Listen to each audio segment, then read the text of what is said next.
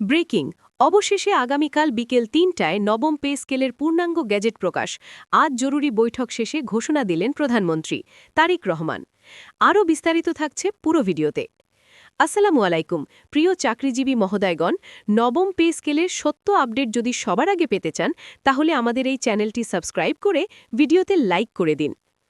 খবরটি ছড়িয়ে পড়ার পর থেকেই সরকারি চাকরিজীবীদের মধ্যে এক ধরনের অদ্ভুত উত্তেজনা কাজ করছে।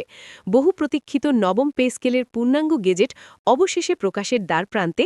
এই একটি ঘোষণাই যেন লাখো পরিবারের আশা আকাঙ্ক্ষাকে নতুন করে জাগিয়ে তুলেছে। দীর্ঘদিন ধরে চলা আলোচনা, দাবি দেওয়া, কমিটি গঠন, সুপারিশ এবং অসংখ্য বৈঠকের পর এই পর্যায়ে এসে দাঁড়ানো, এটি নিঃসন্দেহে একটি বড় মাইলফলক। এই ঘোষণার পেছনে রয়েছে বহুদিনের পরিকল্পনা ও পরিশ্রম। অর্থ মন্ত্রণালয়, জনপ্রশাসন মন্ত্রণালয় এবং পে কমিশনের সমন্বয়ে তৈরি হয়েছে এই নতুন কাঠামো। বিভিন্ন স্তরের কর্মকর্তা ও কর্মচারীদের বেতন বৈষম্য দূর করা, জীবনযাত্রার ব্যয় বিবেচনায় আনা এবং কর্মক্ষেত্রে উৎসাহ বাড়ানো, এসব লক্ষ্য সামনে রেখেই এই পে স্কেল প্রণয়ন করা হয়েছে। নবম পে স্কেলের সবচেয়ে আলোচিত দিকগুলোর একটি হচ্ছে বেতন বৃদ্ধির হার। অনেকেই আশা করছেন এটি হবে অতীতের যে কোনো সময়ের তুলনায় বেশি বাস্তবসম্মত এবং সময়োপযোগী। বাজার দর, মূল্যস্ফীতি, বাসা ভাড়া, চিকিৎসা খরচ সবকিছু বিবেচনায় নিয়ে একটি ভারসাম্যপূর্ণ কাঠামো তৈরির চেষ্টা করা হয়েছে। ফলে কর্মচারীদের জীবনযাত্রার মান উন্নয়নের একটি বড় সুযোগ তৈরি হতে যাচ্ছে। এছাড়া গ্রেড ভিত্তিক বেতন কাঠামোতেও আসতে পারে গুরুত্বপূর্ণ পরিবর্তন। নিম্ন গ্রেডের কর্মচারীদের জন্য বাড়তি সুবিধা এবং উচ্চ গ্রেডের কর্মকর্তাদের জন্য নির্দিষ্ট সুবিধা পুনর্বিন্যাস করা হতে পারে। এতে করে দীর্ঘদিনের অসন্তোষ কিছুটা হলেও কমবে বলে ধারণা করা হচ্ছে। অনেকেই মনে করছেন এই পে স্কেল বাস্তবায়নের মাধ্যমে সরকারি চাকরির প্রতি আগ্রহ আরও বৃদ্ধি পাবে। পেনশন এবং অবসর ভাতার বিষয়টিও এই পে স্কেলের একটি গুরুত্বপূর্ণ অংশ। নতুন গেজেটে অবসরপ্রাপ্তদের জন্য বিশেষ সুবিধা যুক্ত হওয়ার সম্ভাবনা রয়েছে। এতে করে যারা দীর্ঘদিন ধরে রাষ্ট্রের সেবা দিয়ে অবসর নিয়েছেন তাদের জীবন আরও নিরাপদ ও সম্মানজনক হবে। পরিবারগুলো পাবে আর্থিক নিরাপত্তার একটি দৃঢ় ভিত্তি। এদিকে চাকরিজীবীদের বিভিন্ন ভাতা, যেমন বাড়ি ভাড়া, চিকিৎসা, যাতায়াত এবং উৎসব ভাতার ক্ষেত্রেও পরিবর্তনের ইঙ্গিত পাওয়া যাচ্ছে। এসব ভাতা বাস্তবতার সাথে সামঞ্জস্য রেখে বাড়ানো হলে কর্মচারীদের আর্থিক চাপ অনেকটাই কমে আসবে। বিশেষ করে শহরাঞ্চলে বসবাসকারী কর্মচারীদের জন্য এটি হবে বড় স্বস্তির বিষয়।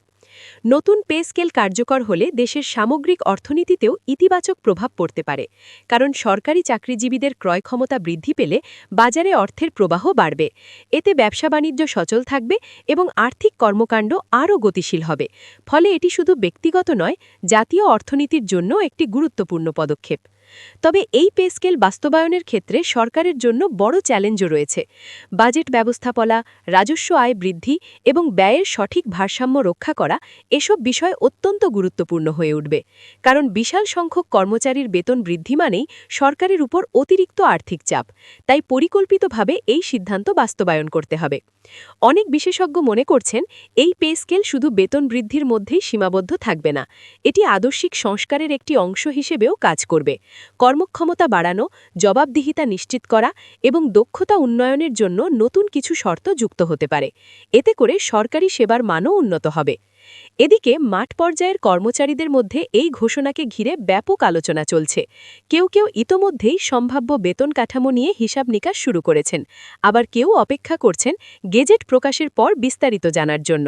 তবে সবার মধ্যেই একটি বিষয় স্পষ্ট, এটি তাদের জীবনে বড় ধরনের পরিবর্তন নিয়ে আসতে পারে। শিক্ষক, স্বাস্থ্যকর্মী, প্রশাসনিক কর্মকর্তা সবাই এই পে স্কেলের আওতায় আসবেন। ফলে বিভিন্ন সেক্টরে কর্মরত মানুষের মধ্যে নতুন উদ্দীপনা তৈরি হবে। বিশেষ করে যারা দীর্ঘদিন ধরে একই বেতনে কাজ করছেন তাদের জন্য এটি হবে একটি নতুন সূচনা। এই সিদ্ধান্তের মাধ্যমে সরকার একটি স্পষ্ট বার্তা দিচ্ছে, রাষ্ট্র তার কর্মচারীদের কল্যাণে সচেতন এবং তাদের অভিদানকে যথাযথভাবে মূল্যায়ন করতে চায়। এটি প্রশাসনের প্রতি আস্থা বাড়াবে এবং কর্মচারীদের মধ্যে দায়িত্ববোধ আরও জোরদার করবে। অবশ্য কিছু চ্যালেঞ্জও সামনে আসতে পারে, যেমন বেসরকারি খাতের সাথে বেতন বৈষম্য, মূল্যস্ফীতির সম্ভাব্য প্রভাব এবং অন্যান্য খাতে ব্যয় সংকোচনের প্রয়োজনীয়তা। এসব বিষয় সঠিকভাবে মোকাবেলা করতে না পারলে কাঙ্ক্ষিত সুফল পুরোপুরি নাও পাওয়া যেতে পারে। তবুও সামগ্রিকভাবে এই ঘোষণাকে একটি ইতিবাচক পদক্ষেপ হিসেবেই দেখা হচ্ছে, কারণ এটি শুধু বেতন বৃদ্ধি নয়, এটি একটি স্বপ্নের বাস্তবায়ন, দীর্ঘদিনের প্রত্যাশার পূরণ। লাখো সরকারি চাকরিজীবী এবং তাদের পরিবারের জন্য এটি একটি নতুন সম্ভাবনার দ্বার উন্মোচন করছে। গেজেট প্রকাশের পরই শুরু হবে বাস্তব প্রয়োগের প্রক্রিয়া। তখনই স্পষ্ট হবে কে কতটুকু সুবিধা পাচ্ছেন, কোন গ্রেডে কি পরিবর্তন এসেছে এবং কিভাবে এটি কার্যকর হবে। তাই এখন সবার দৃষ্টি সেই মুহূর্তের দিকে, যখন আনুষ্ঠানিকভাবে সবকিছু প্রকাশ পাবে। এই পুরো প্রক্রিয়াটি যেন একটি দীর্ঘ যাত্রার শেষ ধাপ। শুরুতে ছিল দাবি, তারপর আলোচনা, তারপর প্রস্তাব এবং অবশেষে বাস্তবায়নের পথে অগ্রসর হওয়া। প্রতিটি ধাপেই ছিল নানা চ্যালেঞ্জ, মতবিরোধ এবং সমাধানের চেষ্টা। আর এখন সবকিছুর সমন্বয়ে একটি নতুন অধ্যায় শুরু হতে যাচ্ছে। নবম পে স্কেল শুধু একটি আর্থিক কাঠামো নয়, এটি একটি সামাজিক পরিবর্তনের সূচনা। এটি মানুষের জীবনযাত্রা, কাজের প্রতি মনোভাব এবং ভবিষ্যৎ পরিকল্পনাকে নতুনভাবে গড়ে তুলতে সাহায্য করবে। তাই এর প্রভাব শুধু বর্তমানেই সীমাবদ্ধ থাকবে না, এটি দীর্ঘমেয়াদেও গুরুত্বপূর্ণ ভূমিকা রাখবে। এই মুহূর্তে সবচেয়ে গুরুত্বপূর্ণ বিষয় হচ্ছে সবাই ধৈর্য ধরে গেজেটের বিস্তারিত দেখার অপেক্ষা করা, কারণ বাস্তব চিত্রটি তখনই পরিষ্কার হবে। তবে যে প্রত্যাশা তৈরি হয়েছে তা নিঃসন্দেহে একটি ইতিবাচক ভবিষ্যতের ইঙ্গিত দিচ্ছে। শেষ পর্যন্ত বলা যায়, এই ঘোষণা একটি যুগান্তকারী পদক্ষেপ হিসেবে বিবেচিত হতে পারে। এটি যেমন সরকারি চাকরিজীবীদের জীবনে স্বস্তি নিয়ে আসবে, তেমনি দেশের সার্বিক উন্নয়নেও অবদান রাখবে। এখন অপেক্ষা শুধু আনুষ্ঠানিক প্রকাশের, যা নতুন সম্ভাবনার দ্বার উন্মোচন করবে।